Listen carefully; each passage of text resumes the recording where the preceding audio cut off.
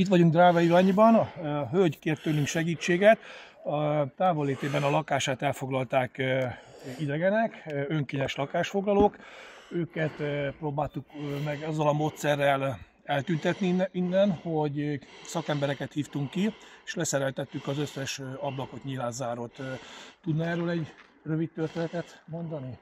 Hogy jut idáig a helyzet? Hát egy éve költöztem el innen, és hát a ház teljesen penészes volt, beázott, mert jégverés volt a faluban, 3-4 éve, és nagyon nagy lyukak voltak a tetőn. Tehát én nem is gondoltam, hogy bárkinek is kell ez a ház, majd csupa perész volt, meg minden. És egy évet állt is, és hát írogattak rám a hölgy, hogy nem adom ki, vagy nem adom el a házat. Mondtam, hogy nem. Hát a férjem nevén van, mert meghalt tavaly, és még mindig a férjem nevén van, tehát nem tudom eladni sem.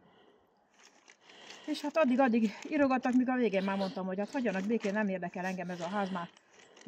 Ilyet mondtam már mérgembe, mert folyton zaklattak. És egyszer csak a szomszédom, vagyis egyik falubeli hölgy hívott, hogy tudok-e róla, hogy beköltöztek a házamba. És mondtam, hogy hát nem mondja, hát én nem tudtam róla.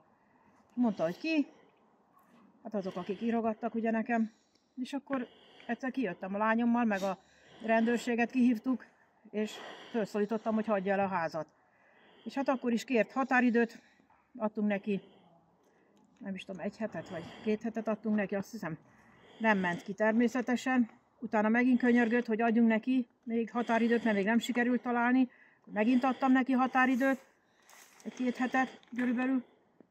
Megint nem költözött ki, a vizemet használta 1 hónapig, akkor fogtam és kiköttettem, mert nem fizette, azt is folyamatosan ígérgette, hogy fizet, közben nem fizetett, nem jött el a megbeszélt helyre, ahol mondta, hogy átadja a pénzt, 2-szer is ezt eljátszotta, és akkor nagyon berágtam, és utána is folyton írtam neki, hogy hagyják el a házat, mert az ablakot föl szeretném újítatni, ki lesz cserélve, és hideg lesz, fázni fognak. Tehát előre szóltam nekik. De hát nem hatotta meg egész idáig. És most is könyörgött, hogy engedjen meg, de hát úgy gondolom, hogy nincs mire várnom, mert van vevő a házra, és szeretném eladni. Így van, csak lelakják, tetézik az adósságot. Igen. Meg hát láttuk, hogy milyen körülmények között élnek. Épp a kutyát, a nagy kuvaszt akartánk ránk engedni. Igen.